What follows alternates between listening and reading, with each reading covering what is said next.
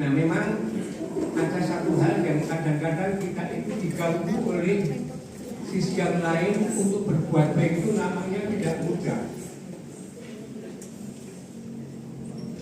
Ada salah satu hadis yang sangat populer, Bismillahirrahmanirrahim, Fatil jannatu bil makari wa khawatinna bisyahawat.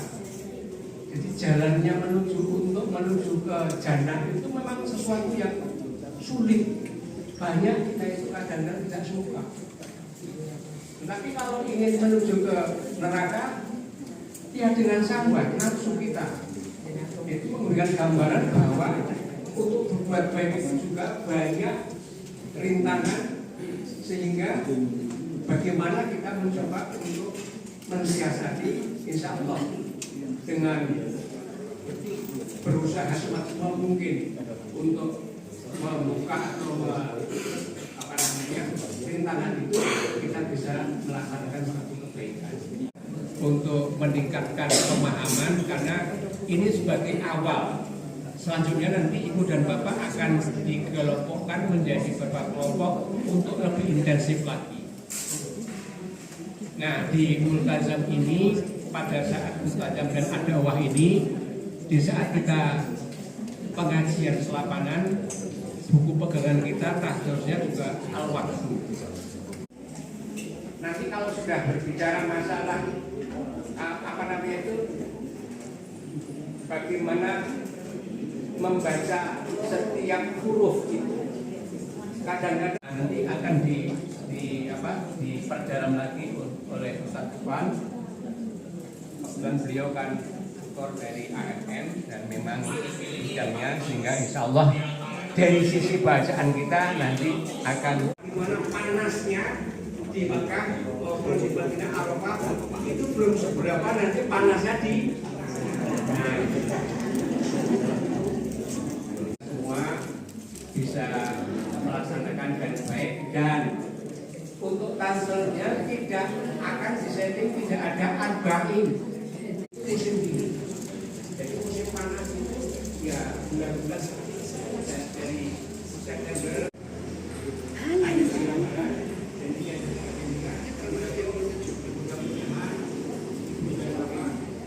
Wasfihi wa man sarwa nabihi ila yaumil qiyamah amma ba'du.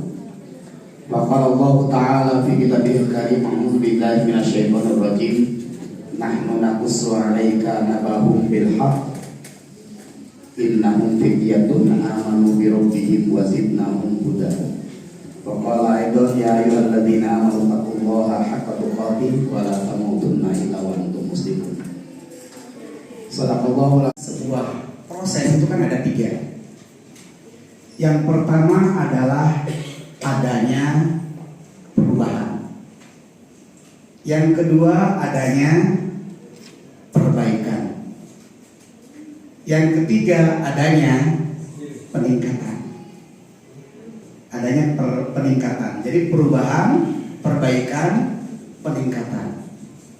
Menyebut mabrur. Wah, haji mabrur. Mabrur itu apa kira-kira? Kira-kira Bapak Ibu, mabrur kita itu ketika kita berada di tanah suci atau ketika sudah kembali ke tanah air? Iya, sama dengan sholat. Kenapa sholat bahasanya menegakkan sholat, bukan melaksanakan sholat? Karena sholat itu indikatornya itu bukan pada saat sholatnya saja, tapi juga di luar sholat. Jadi menegakkan sholat itu bukan pada saat kita melaksanakan sholat, tapi di luar sholat bagaimana kita menjalankan segala hal sebagai dampak dari sholat yang kita lakukan.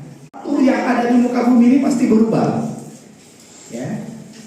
Karena Allah Subhanahu wa Ta'ala mengatakan innallaha la yughayyiru ma biqaumin hatta yughayyiru ma bi anfusihim. Jadi perubahan itu sesuatu yang niscaya Bapak Ibu.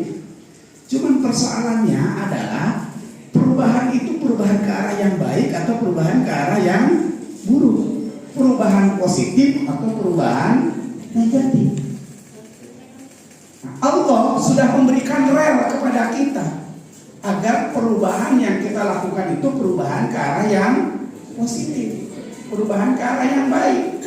kita semakin taat kepada Allah Subhanahu wa taala. Jalannya sudah Allah berikan begitu rinci. Begitu rinci. Di Al-Qur'an begitu luar biasa. Di dalam hadis begitu luar biasa.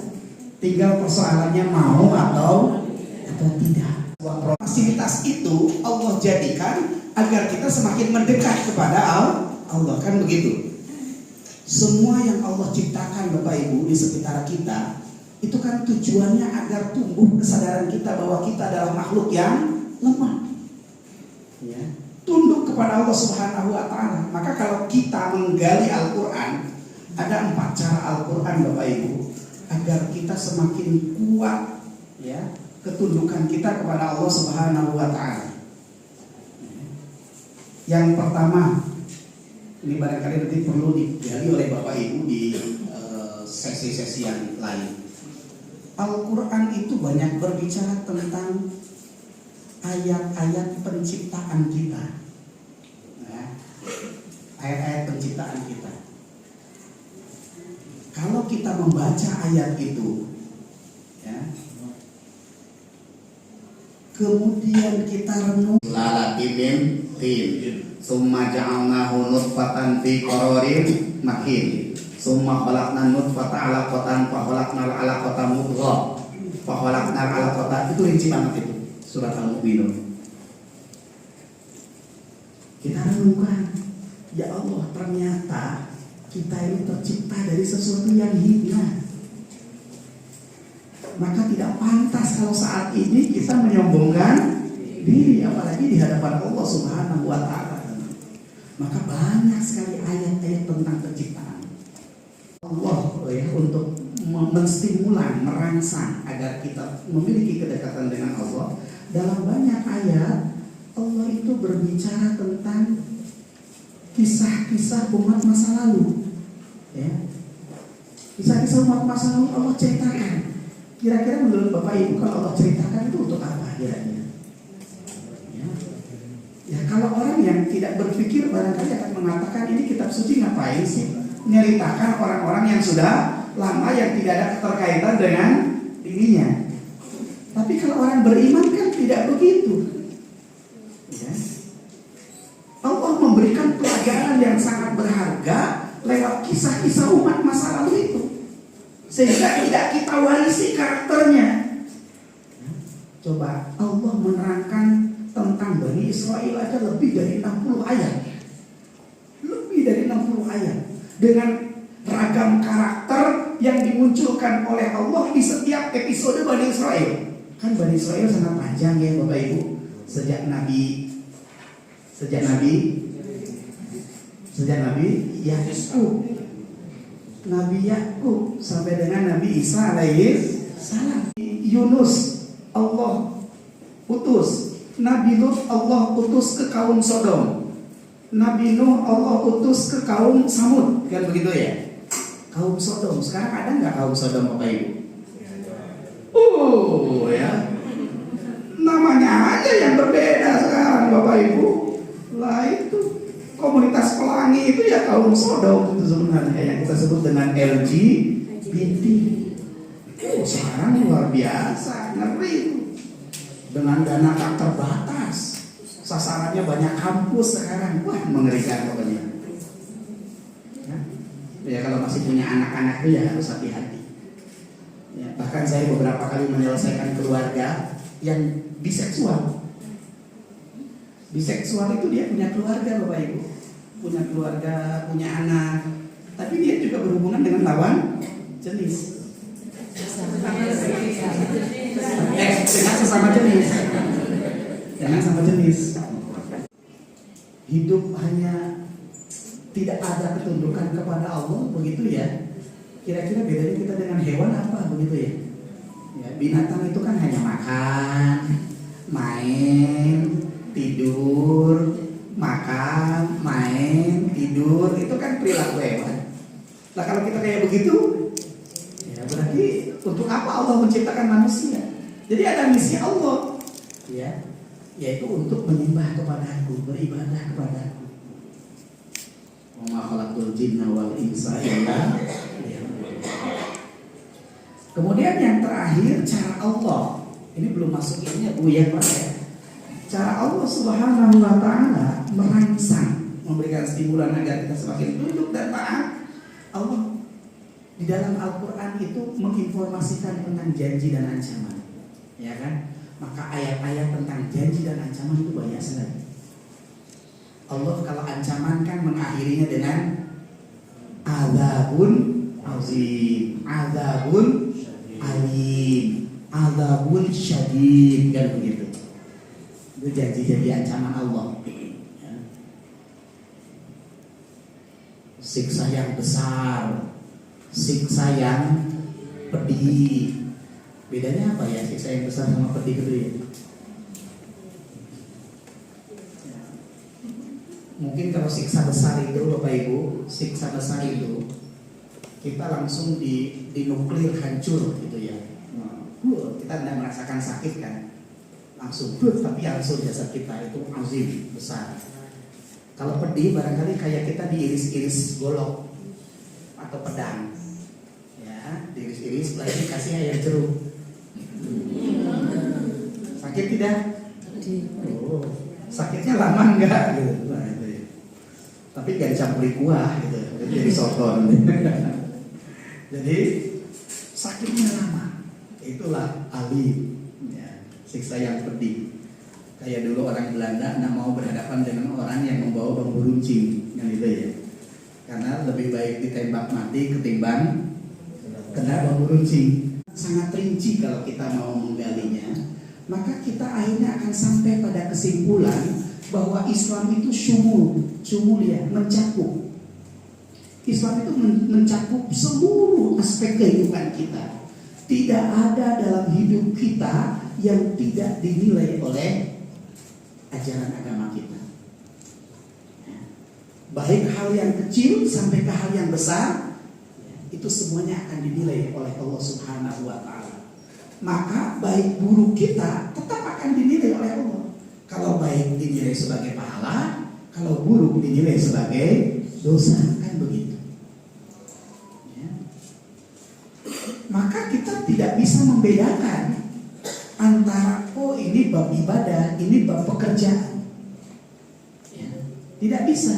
Karena ketika kita bekerja pun itu adalah bagian dari beragama. Ya, kan? Itulah syumuliannya. Ya, maka kadang-kadang heran ada seorang pejabat misalkan korupsi, tanda tangan misalkan ya, tanda tangan kwitansi. Ketika tanda tangannya Bismillahirrahmanirrahim, bahwa Islam itu mencakup seluruh aspek kehidupan. Ucapan Bismillah itu bukan sekedar ucapan, ya. Tapi Bismillah itu adalah sebagai ekspresi keimanan kita kepada Allah, sehingga segala hal yang diperintah Allah kita lakukan, segala yang dilarang kita tinggalkan. Nyolong itu kan jadi larang. Lah kok nganggo Bismillah? Korupsi ya nganggo Bismillah. Pak Ibu, coba kita lihat dalam diagram ini. Islam itu mencakup waktu zaman. Allah menciptakan manusia pertama Nabi Adam alaihissalam itu sudah berbicara Islam, ya. Sudah berbicara Islam. Karena seluruh Nabi, mulai dari Nabi Muhammad, ada Nabi Adam sampai dengan Nabi Muhammad, itu Nabi dan Rasul ya, yang termaktub dalam Al-Quran, itu misinya sama. Misinya adalah la ilaha illallah. Semua misinya sama, tidak pernah berubah.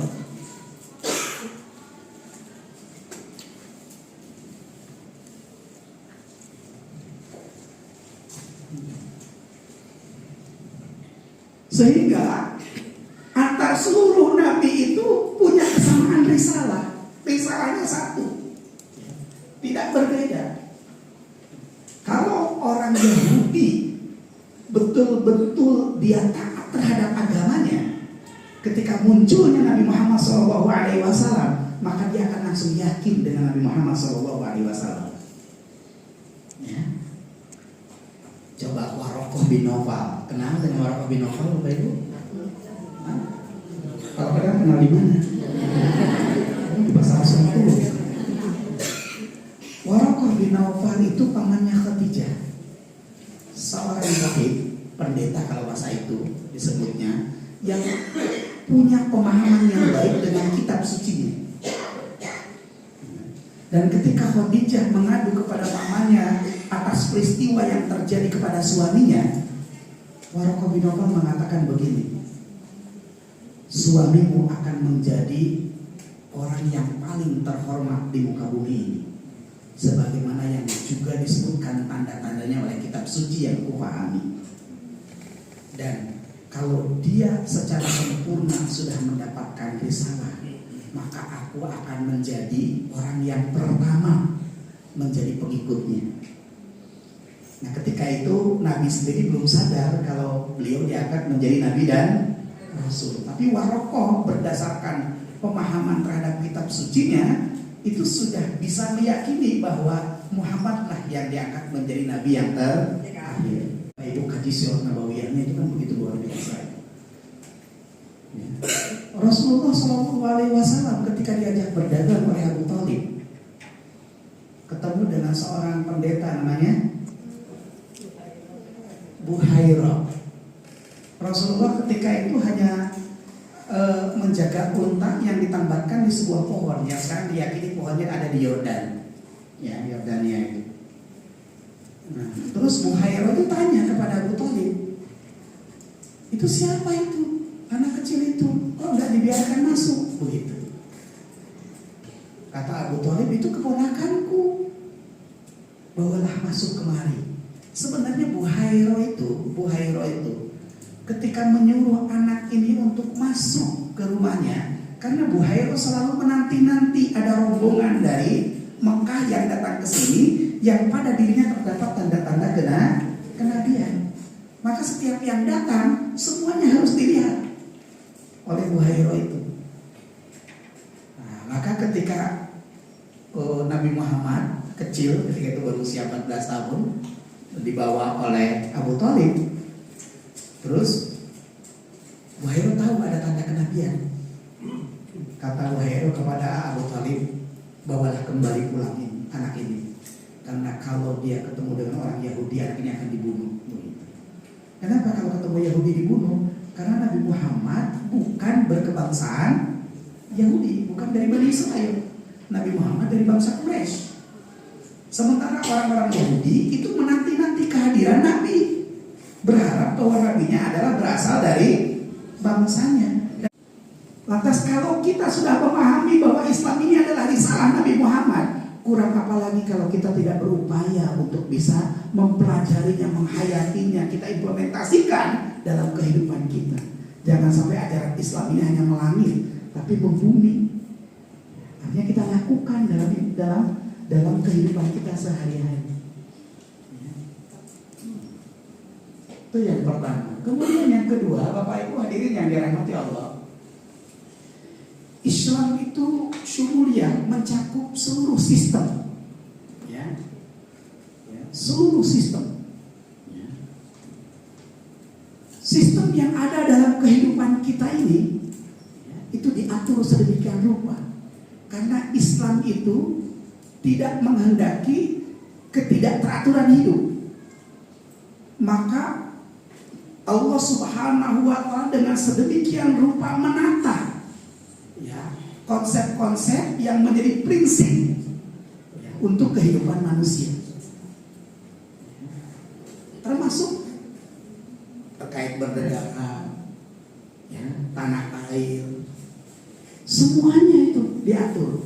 Coba gali Al-Quran, maka tidak bisa kita memisahkan, misalkan ya, antara saya kalau politik, saya ini urusan politik, bukan urusan agama. Tidak bisa begitu. Karena ketika kita berpolitik pun itu adalah bagian dari beragama kita. Dan beragama itu kita harus berpolitik, ya. Rasulullah itu berpolitik dalam dakwahnya, kan begitu. Tapi jangan dipahami politik yang sifatnya pragmatis, bukan.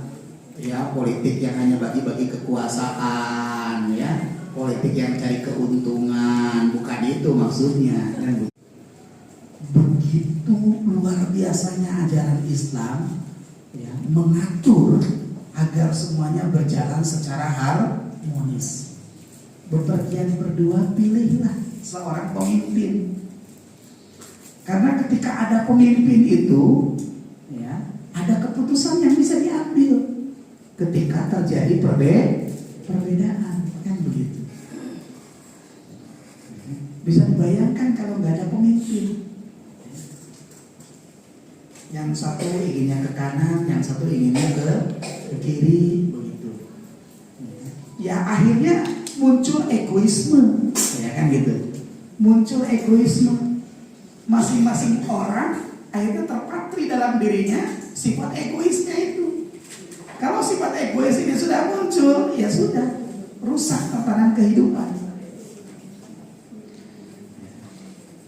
Nabi misalkan dalam hadis yang lain, Bapak Ibu, Nabi ketika berbicara tentang pilar eksistensi manusia. Pilar eksistensi manusia itu ada 3. Dikatakan pilar itu maknanya kalau satu pilar itu tidak ada, maka sesungguhnya sangat lemah statusnya sebagai manusia. Kalau 3-tiganya tidak ada, tidak pantas disebut sebagai manusia, ya kan? Apa pilarnya itu? Yang pertama, peduli, sikap peduli. Sikap peduli itu pilar eksistensi manusia. Kalau pribadi kita sudah tidak peduli, rusak tatanan kehidupan manusia, Bapak Ibu. Rusak itu. Sudah tidak pantas juga disebut sebagai manusia, ya kan? Ya, ada kebakaran, tetangganya nggak peduli, cuek aja, kan gitu ya. Dan secara tidak terasa loh Bapak Ibu, di zaman kita sekarang ini kita didesain menjadi orang yang tidak peduli, secara tidak terasa. Contohnya apa? Ya contohnya ketemu teman juga asik dengan handphonenya, ya kan? Asik sendiri handphone. Allahu ilaihim wa la yuzakkihim. 3 golongan yang Allah Subhanahu wa taala tidak akan melirik dia dan tidak akan mensucikan. Tidak akan melirik. Allah tidak akan selamatkan. Artinya tidak akan disucikan, itu tidak akan dimasukkan ke surga. Tidak akan dilirik. Bagaimana mau dimasukkan ke surga? Wong dilirik aja enggak. Itu kan bahasa diterjemahkan menggunakan bahasa yang kita pahami. Oh bagaimana Allah nggak melirik? Ya nggak ngerti gitu. Allah tidak bisa dipersonifikasikan sebagai manusia.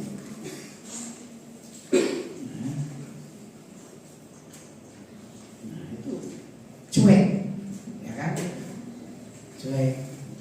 Dan ibu-ibu kalau yang punya anak usia berapa ya? 97, kelahiran 97 sampai 2011 lah, yang disebut dengan Gen Z itu ya. Nah, kalau sekarang kan generasinya apa namanya? Alpha ya sekarang ya. Nah, ya. Generasi Zoomer itu kan artinya generasi yang terlahir ketika internet sudah kuat. Memang hidup dia tidak bisa dipisahkan dengan internet. Oh ibu melahirkan aja pakai internet, ya pakai murotalnya pakai handphone. Nah misalkan yang gitu, ya, pola asuhnya juga internet. Angel ditontonkan YouTube, bahkan gitu ya. Dia tumbuh kembangnya dengan internet. Jadi memang tidak bisa dipisahkan dengan teknologi, tapi kita harus pintar melakukan edukasi kan begitu. Jadi jangan heran kalau anak yang lahir sekian sampai ke sini, ketika minta handphone merengeknya sampai keras. Bahkan ketika kita kenceng tidak mau, ada kebencian dari anak itu kepada kita. Dan yang paling bahaya secara psikis, anak nanti akan terganggu karena teman-teman yang lain pada bawa handphone, pada main, dia nggak ngerti apa-apa, ya kan? Nggak ngerti apa-apa. Gara-gara bapakku gak memberikan handphone, akhirnya kebencian sama orang tuanya semakin. Itu lebih bahaya lagi. Nah itu yang pertama. Jadi yang kedua ini kan Syumuliyatul Minhaj ya, secara sistem dibangun. Nah Bapak Ibu, asasnya sudah jelas dalam Islam itu akidah ya. Asasnya itu akidah. Akidahnya harus saling. Akidahnya harus lurus. Kalau akidahnya tidak lurus, Bapak Ibu, yang ada adalah mencampur adukan antara akidah dengan yang akan merusak akidah. Contoh, banyak nggak seorang haji tapi biar dagangannya payu, dia cari pelaris ke Gunung Kawi. Oh banyak. Haji loh, juragan. Saya kalau ke daerah sana, kebetulan saya punya saudara di Malang itu, ya, dan Malangnya Malang Selatan, ya Malang Selatan. Jadi kalau mau ke Gunung Kawi itu kan dari Malang Selatan itu. Itu mobilnya bagus-bagus, Bapak Ibu. Ya, mobil yang wah, kalau saya kan pakainya Pajero, Panas Pajero. Ya, tidak menarik akidah itu karena akidah itu hitam dan putih. Sementara psikologis orang itu seringkali ingin menawar kan begitu. Ya, ingin sekali menawar. Berbeda dengan fikih yang ada ruang-ruang lebih longgar, ikhtilaf kan begitu. Nah ini angel ya, ini cari yang mudah aja dah begitu ya. Kayak puasanya tanggal 10 apa 9, aku puasa tanggal 10 aja, tapi lebarannya ikut yang tanggal 30 bukan tanggal 1 kan gitu kan. Jadi ada ruang-ruang di situ karena ada perbedaan. Nah, di kita ini kan kajian fikih yang sangat populer. Bahkan kalau ada kajian akidah, terus ada soal jawab pertanyaan, yang bertanya itu bukan masalah akidah, tapi masalah fikih. Yang memang sejak awal perkembangan Islam di Indonesia itu lebih ditekankan kepada persoalan fikih ketimbang persoalan akidah. Ya. Karena sesungguhnya dakwahnya belum selesai gitu ya. Akidah itu kan ada adaptasi yang harus secara smooth begitu berjalannya, tidak bisa hitam putih karena kalau hitam putih ditolak begitu. Ya contohnya misalkan begini, ini contoh aja. Kenapa dulu Sunan Kalijaga kalau berdakwah pakai gending, nah kan ya, pakai wayang. Nah kalau berbicara akidah misalkan apalagi ekstrim, ini umpama ya, musik itu hukumnya haram misalkan, nggak akan diterima itu dakwahnya kan gitu kira-kira. Ya, itulah kemudian pakai seni dulu ya, bagaimana supaya dakwahnya bisa diterima. Tapi usia orang kan terbatas. Nah, tidak ada kaderisasi ya yang bisa melanjutkan. Akhirnya pemahaman keliru kan gitu ya. Dan sekarang makanya kenapa orang-orang sebelah begitu ya selalu memunculkan Islam khas Indonesia, nah, kan gitu ya. Dulu disebutnya dengan Islam Nusantara. Kalau sekarang apa namanya istilahnya? Nah, jadi Islam itu kan sebuah bangunan yang besar. Ya. Islam itu sebuah bangunan yang besar. Kalau kita mengenal di waktu kecil rukun Islam, itu kan hanya pilar-pilarnya saja. Ya ibarat ini sebuah bangunan, ada pilar-pilarnya yang menyangga. Gitu. Nah, Bapak Ibu hadirin yang dirahmati Allah Subhanahu wa Ta'ala. Jadi pilar Islam itu adalah jihad dan dakwah. Ajaran Islam itu sampai kapanpun, ya, sampai kapanpun untuk mewujudkannya hanya dengan dua cara, yaitu jihad dan dakwah. Kita ini ingin memaksimalkan beragama kita tidak bisa kalau tanpa jihad dan dakwah. Ibu-ibu misalkan yang bekerja, bapak-bapak yang bekerja di instansi ingin meluruskan ya, apa yang ada di lingkungannya, itu tidak bisa tidak ya, dengan jihad dan dakwah ya.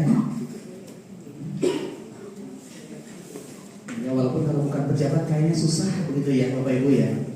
Pejabat aja susah karena di atasnya ada lagi terus kan begitu. Jihad jangan dimaknai bimakna qatl. Jadi jangan dipahami jihad itu artinya ya. Di dalam Al-Quran itu ayat yang berbicara tentang jihad dengan berbagai derivasinya itu ada sekitar 102 ayat. Ya. Dan tidak semuanya berbicara perang, hanya sebagian kecil yang berbicara perang. Sebagian kecil saja. Jadi kalau kita ingin beragama dengan sebaik-baiknya dan sebenar-benarnya, maka jihad dan dakwah itu menjadi sesuatu yang tidak bisa kita lepaskan. Dakwah itu tidak berarti kita harus menjadi seorang penceramah, harus menjadi ulama, tidak. Dalam bahasa Arab itu ada pepatah begini, Pak. Nahnu du'a qabla kulli syai'. Sebelum profesi apapun, kita ini adalah seorang dai. Dai yang menyeru kepada diri sendiri. Dai yang menyeru kepada keluarga. Dai yang menyeru kepada lingkungan. Kita ini dai semuanya. Oh, sudah habis ya, Pak? Oh, bukan. Kita ini dai. Kalau bahasa di Muhammadiyah yang saya tahu ya, waktu saya kecil dulu saya pernah diajar oleh Pak Jindar Tamimi almarhum. Beliau selalu mengatakan begini, Muhammadiyah, sasaran dakwah Muhammadiyah itu ada dua, ummatan dakwatan dan ummatan ijabatan. Ummatan dakwatan itu adalah umat yang bukan muslim didakwahi. Sedangkan ummatan ijabatan itu mendakwahi orang muslim sendiri. Artinya mengislamkan orang-orang Islam, termasuk diri kita. Jadi kalau dalam bahasa tadi bahwa kita ini dai sebelum profesi apapun, kita harus mengislamkan diri kita. Disitulah makna dakwah itu di situ. Beliau punya motor butut Super Cup zaman dulu. Super Cup. Nah, Bapak Ibu ini biasa hadir ke majelis taklim. Satu waktu ada majelis taklim yang ingin dihadiri, si bapak ngajak ibunya, tapi si ibu sedang gak enak badan, masuk angin katanya gitu. Ya sudah kalau gitu bapak sendiri ya. Nah ini hebatnya, karena orang terbiasa ke majelis taklim, ketika merasa tidak ada halangan, dia tetap ingin hadir, kan itu ya. Istrinya karena syar'i halangannya, kenapa? Masuk angin, kan gitu ya. Terus berikutnya ketika buka dompet, uangnya hanya tinggal 2.500. Dulu 1 liter premium dulu ya, masih 2.500. Uangnya tinggal 2.500. Ya, ada uang kencringnya tentu kan gitu ya. Oh, cukuplah bensin kan gitu. Nah terus Bapak Ibu, ketika bapaknya mau berangkat, ngecek dulu tankinya. Oh masih cukup untuk berangkat, tapi pulangnya harus beli kan gitu. Ya sudah, akhirnya berangkatlah. Sampai di tempat pengajian, kotak infak keliling. Kotak infak keliling. Si bapak ini hanya punya duit 2.500. Kalau saya infakkan, saya nggak bisa beli bensin. Kalau saya beli bensin, saya kehilangan momentum. Karena kalau saya infak di tempat lain jelas berbeda nilainya dengan infak sekarang pada saat itu. Akhirnya bapak itu Bismillah, nanti saya pulang mau jalan kaki, dorong motornya. Nah, barang kalau mogok begitu. Akhirnya dimasukkanlah 2.500 itu. Ketika pulang, beberapa meter tersendat-sendat, bapak itu nggak mikir yang lain-lain, nggak meriksa mesinnya apa gitu ya, karena sudah tahu kalau mogoknya karena bensinnya habis. Ya, karena dia sudah punya azam, coba luar biasa, siap dorong. Nah, luar biasanya Bapak Ibu, ketika dia sedang mendorong, tiba-tiba ada tetangganya pakai Innova. Nah, Pak Ahmad, kenapa motornya didorong? Kata Pak Ahmad, ya biasa.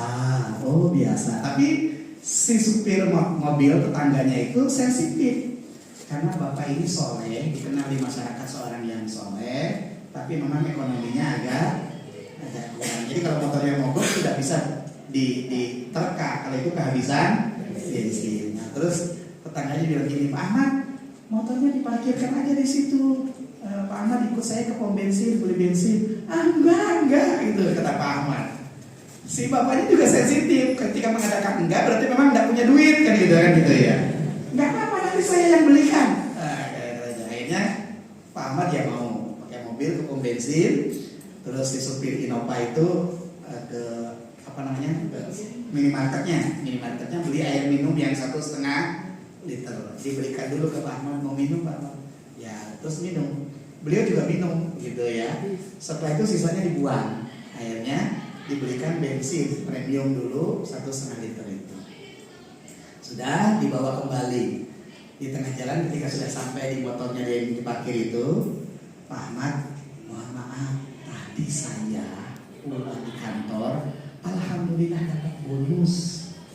Nah, saya kok punya azam, punya tekad, ini ingin saya sedekahkan. Sekarang ketemu dengan Pak Ahmad. Ya, ini rezeki Allah ya Pak Ahmad ya. Saya bertemu pertama dengan panjenengan, ini saya kasihkan amplop ini. Saya tidak tahu isinya berapa Pak Ahmad. Ya, ini yang jelas uang karena bonus, tapi saya tidak tahu isinya. Kalau saya tahu isinya, nanti jangan-jangan saya nggak jadi ngasihkan, gitu ya. Saya tidak tahu isinya.